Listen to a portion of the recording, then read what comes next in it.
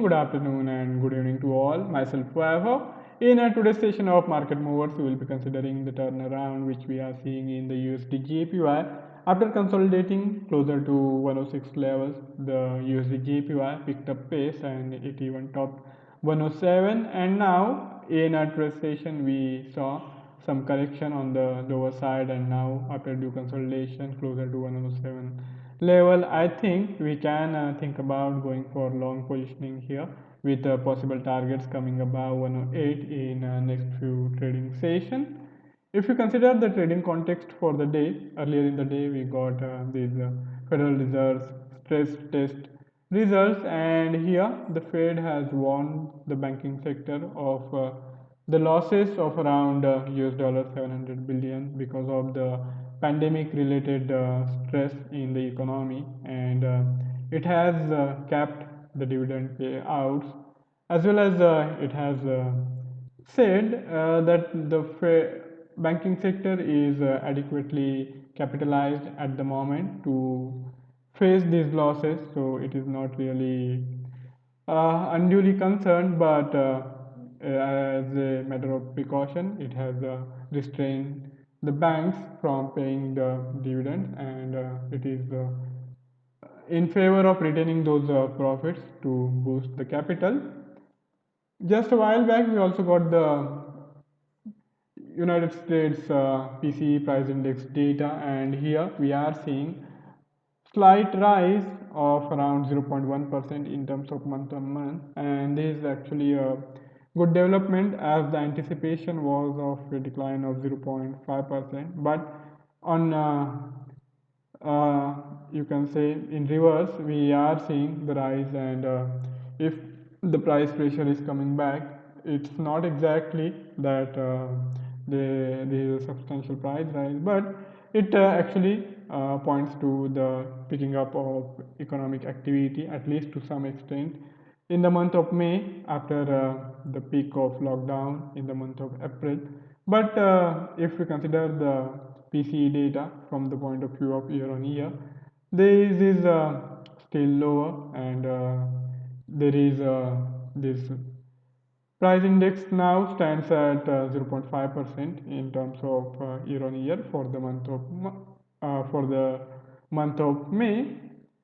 Moving on to the scheduled data releases, we are scheduled to get University of Michigan's survey data, and here we are expecting some uptick in the data points, and in most of the data releases we can expect some sort of upside momentum, and I think we can finally see some better numbers here, and the consumer expectations are likely to rise to 73 levels from around 66, and also the current conditions are likely to improve as some sectors of economy are getting back on track, and since the base was pretty low here, any improvement is not substantial, but still you can say improvement is improvement, and at least that can be taken as a positive development. Also, the consumer sentiment is likely to improve, whereas the inflation expectations are likely to go down, and we might see the 5-year inflation expectation coming around 2.6%, whereas in the prior month we had the inflation expectations at around 2.7%. Moving on to the technical segment, we will cover the USD JPY and the Euro USD. Let's start with the USD JPY technical outlook.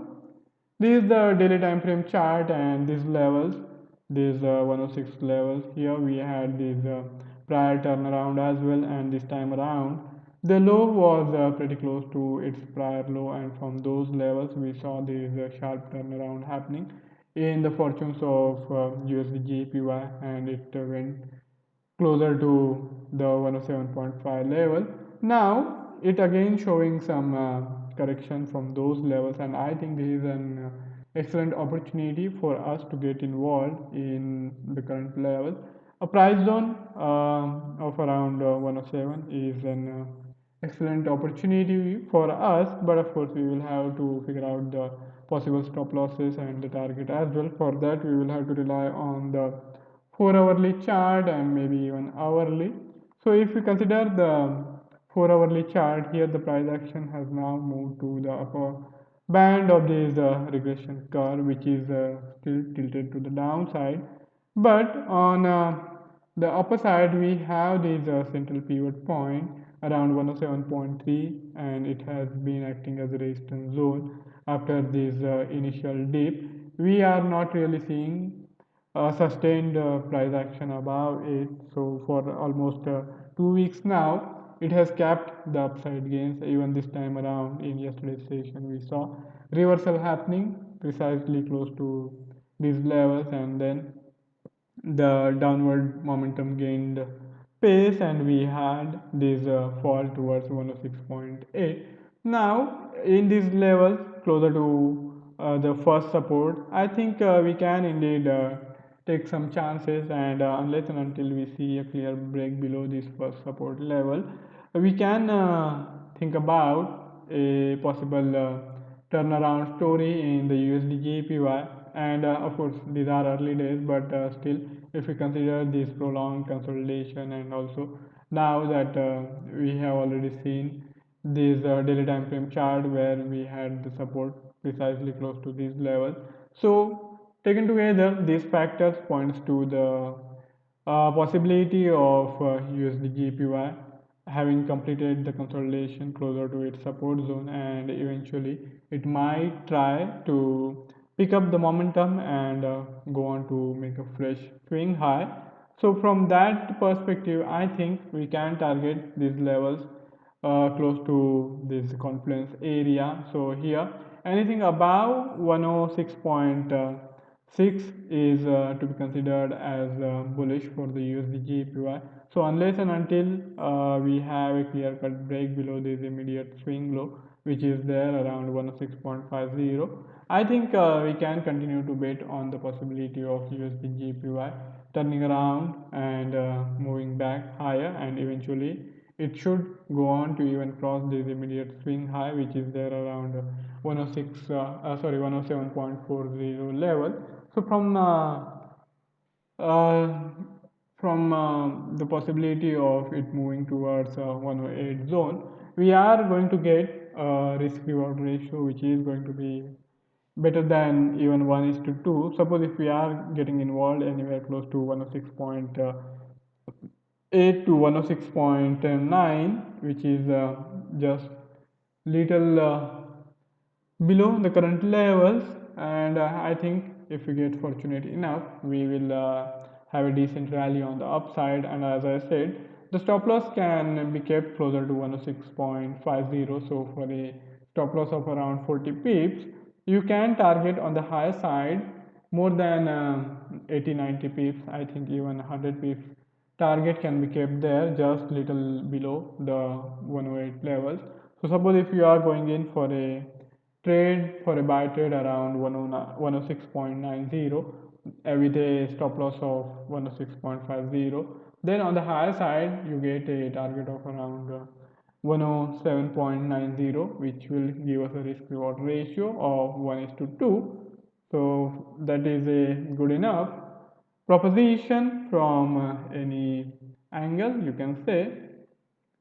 Now moving on to the Euro USD. Euro USD is taking a turn in the inverse direction of the USD JPY, and that actually means that the USD is strengthening against its more of its major peers, and that has helped USD JPY to going on a upper side momentum, whereas the Euro USD is looking weak, and it might break on the lower side. So if we consider the daily time frame chart, we have seen this substantial upside momentum for almost 3 to 4 weeks, and now I think it is waning. And from the longer term perspective, it is not really in bearish territory, not yet. But from medium to short term, we can indeed think about getting on the short sell side of the trade, and see if we can profit from such a scenario. If you consider the immediate support zone on the lower side, it is coming in around 38.2% Fibonacci retracement of its rally, starting close to 1.07 to almost close to 1.14. Now it has entered into a consolidation phase, and because of that, I think scalping kind of approach can be adopted here. And I am pretty much hopeful of it retesting its immediate swing low, and the levels even below 1.115 can be seen in coming sessions. So here it has struggled to hold above this first resistance of this month's pivot point series, and now here we have fresh break on the downside, and it hasn't really been able to cross on the upper side in today's session as well. So from this chart, it looks like to me that it will be beneficial for us to get a bearish stance and think about going in for a short sell position here. So if that is the case, we can even target, as I said, its immediate swing low and even beyond that. And on the upper side, as long as the price is trading below 1.125 zone, I think we can continue to look for the short selling opportunities anywhere we find the entry point with a decent risk reward ratio.